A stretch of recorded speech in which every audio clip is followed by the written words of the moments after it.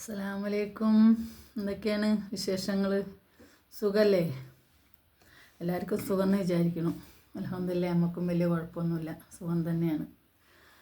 പിന്നെ ഞാൻ പറയണത് എന്താ അറിയോ, ചിലപ്പോൾ എനിക്ക് ചെറിയും വരും, ചിലപ്പോൾ എനിക്ക് അവളോട് ഈറയും വരും. പറഞ്ഞിട്ട് കാര്യമല്ല, ഓളെ ജീവിത സാഹചര്യം എങ്ങനെയാണെന്ന് അറിയില്ലല്ലോ. ആരെയെന്ന് അറിയണത് നെജിലാനെ, മസറൂറ ഫാത്തിമ നെജില. അപ്പോൾ ഇന്നലെ വിളിച്ചിട്ടില്ല കേട്ടോ. പിന്നെ ഞാൻ നാലാന്ന് ഒരു ദിവസം ഒരു 3-4 പ്രാവശ്യം വിളിച്ചിട്ട് കുറേ സങ്കടം പറയും. ആദ്യം കുറേ സങ്കടം പറഞ്ഞ് കരയും. എന്നിട്ട് പിന്നെ പറ്റൂല എന്നെക്കൊണ്ട് പറ്റൂല എന്ന് പറയും. അത് കഴിഞ്ഞ് പിന്നെ ഈ പറയണ മാതിരി കുറച്ച് കഴിഞ്ഞ് വിളിച്ചു. എന്നിട്ട് പറയും, ഇത്താ അതെന്താണ് ഇതെന്താണ് ഇങ്ങനെ ചെയ്തൂടെ അങ്ങനെ ചെയ്തൂടെ എന്ന് ചോദിച്ചു. അങ്ങനെ ഓരോന്ന് ചോദിക്കണേന് ഞാൻ നല്ലതായിട്ടുള്ള ഇത് പറഞ്ഞു കൊടുക്കട്ടോ. അങ്ങനെ ഒരു വിവാഹത്തെക്കുറിച്ച് പറഞ്ഞു. കാരണം കല്യാണങ്ങൾ കുറേ വരുന്നുണ്ട്. അപ്പോൾ എനിക്ക് പേടിയാണ്. എനിക്ക് ഒറ്റക്കാണെങ്കിൽ ജീവിക്കാൻ എനിക്ക് വയ്യ. കാരണം എന്താ വെച്ചെങ്കിൽ എവിടെ ഞാൻ പുറത്തിറങ്ങിയാലും എനിക്ക് ചീത്തപ്പേര് കേൾക്കുകയാണ്. ഞാൻ എൻ്റെ ഒരു ആവശ്യത്തിന് പോയാൽ പോലും അവിടെ പോണു ഇവിടെ പോണു, അങ്ങനെയാകും, മറ്റവളമാരിയാവും, മറിച്ചവളമാരിയാവും എന്ന് പറയുകയാണ് എന്ന് പറഞ്ഞിട്ടുള്ള പരാതികൾ പറഞ്ഞു. അപ്പം ഞാൻ അതിന് പറയുക. അപ്പം ഞാൻ പറഞ്ഞവളോട്, നിൻ്റെ മനസ്സിന് ഏത് നല്ലതെന്ന് തോന്നുകയാണെങ്കിൽ നീ അത് ചെയ്യുക. പക്ഷെ ഒരു മദ്യപാനിയായ ഒരാളെ നീ ഇനി വിവാഹം കഴിക്കണ്ട. അല്ലാത്തൊരാളെ നീ വിവാഹം കഴിക്കുക. കുറച്ച് ഏജ് മാറ്റം ഉണ്ടെങ്കിലും കുറച്ച് പക്വതയുള്ള മനുഷ്യന്മാരാണെങ്കിൽ അതായിരിക്കും നല്ലത്. നിൻ്റെ മക്കൾക്കും ഇനി വരുന്ന ആൾക്കാർക്ക് മക്കളുണ്ടെങ്കിൽ അത് നിൻ്റെ മക്കളായിട്ടും നീ നോക്കുക. അങ്ങനെ നോക്കാൻ പറഞ്ഞപ്പോൾ കൊല്ലത്തുനിന്ന് ആരൊക്കെ വന്നിട്ടുണ്ട് ചോദിച്ചിട്ടുണ്ട്, ഒരു 3-4 പേര് ചോദിച്ചിട്ടുണ്ട് എന്ന് പറയുന്നുണ്ട്. അപ്പോൾ ഒരു കണക്ക് നോക്കുകയാണെങ്കിൽ പാവാണ് ആ പെണ്ണ്. കാരണം എന്താണെന്ന് വെച്ചെങ്കിൽ എനിക്ക് എപ്പോഴും ചിലപ്പോൾ എനിക്ക് ദേഷ്യം വരും അവളെ കാട്ടിക്കൂട്ടൽ കാണുമ്പോൾ.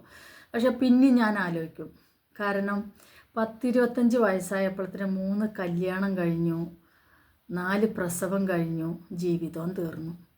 പിന്നെ ഈ മക്കളേറ്റ് വാടക റൂമിലും അവിടെ ഇവിടെയും വാടക കൊടുക്കാനില്ലാതെയും ഗതികെട്ട അവസ്ഥയിൽ പലരും ആ മക്കൾക്ക് ഡ്രസ്സ് വാങ്ങിക്കൊടുത്തിട്ടുണ്ട്, ആഹാരത്തിന് കൊടുത്തിട്ടുണ്ട്.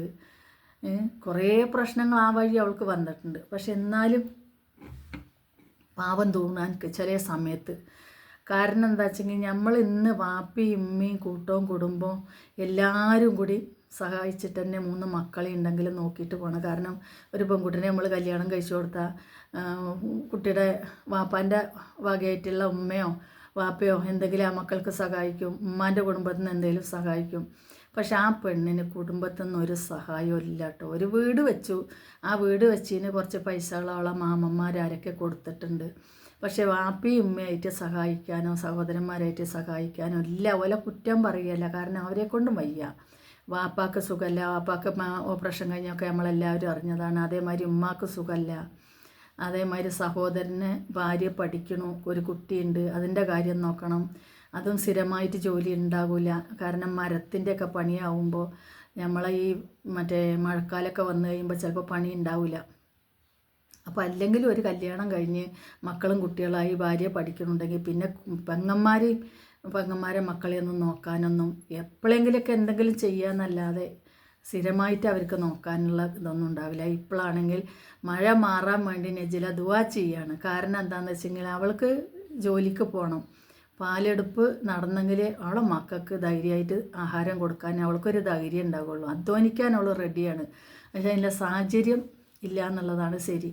ഒരു കടയിൽ വേണമെങ്കിൽ ഒരു ഫാൻസിയിലോ അല്ലെങ്കിൽ ഇപ്പോൾ ഒരു ജൗളിക്കടയിലൊക്കെ ഇപ്പോൾ അങ്ങനെ നിൽക്കുന്നുണ്ട്, ആൾക്ക് സെയിൽസ്മാനായിട്ടൊക്കെ ആയിട്ട് നിൽക്കുന്നുണ്ട്. പക്ഷെ അതിനും ഞാൻ അവളോട് പറഞ്ഞപ്പോൾ അവളെന്നോട് പറഞ്ഞ, കുട്ടികൾ രാവിലെ മദ്രസ പോകും, തിരിച്ച് വന്ന ആയിട്ടങ്ങൾക്ക് ആഹാരം കൊടുത്ത് ടിഫനിലും ആക്കി സ്കൂളിലേക്കുള്ള റെഡിയാക്കി അത് വിടണം.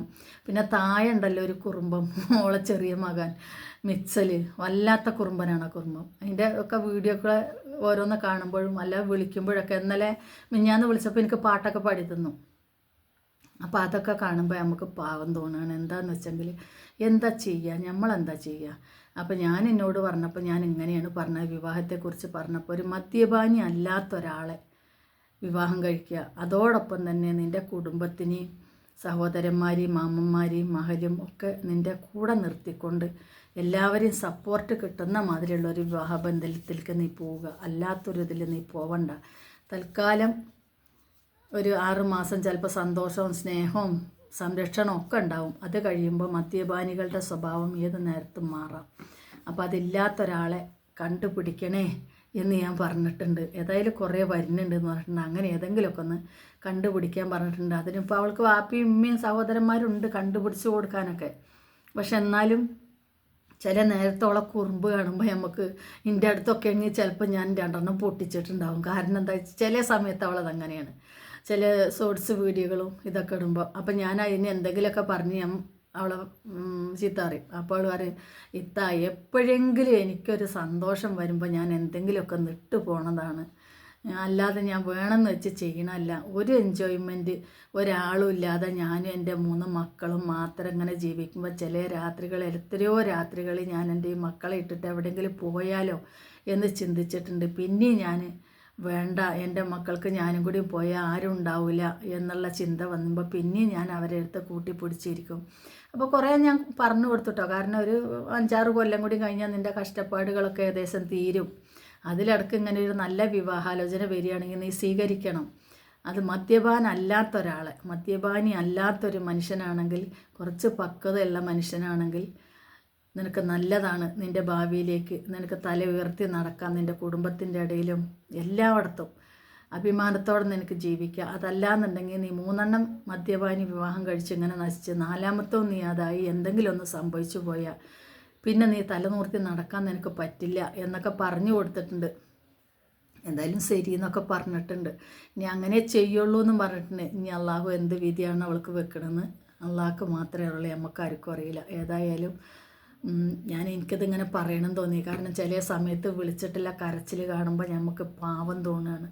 അപ്പോൾ അതുകൊണ്ട് ഇങ്ങനെ ഒരു വീഡിയോ ഇടുന്നത്, ദയവ് ചെയ്ത് അവളെ വിവാഹം കഴിക്കാൻ ആര് വന്നാലും ഒരു മദ്യപാനി അല്ലാത്തൊരു മനുഷ്യനെ അള്ളാഹു അവൾക്ക് കൊടുക്കട്ടെ. ആ മക്കളെയും ഇനി വരുന്ന ആൾക്ക് മക്കളുണ്ടെങ്കിൽ അവരെയും കൂടി 2 പേരും കൂടി സംരക്ഷിക്കുന്ന രൂപത്തിലുള്ളൊരു ജീവിതം അള്ളാഹു അവൾക്ക് കൊടുക്കട്ടെ എന്ന് മാത്രം ഞാൻ ദുആ ചെയ്യുന്നുണ്ട്.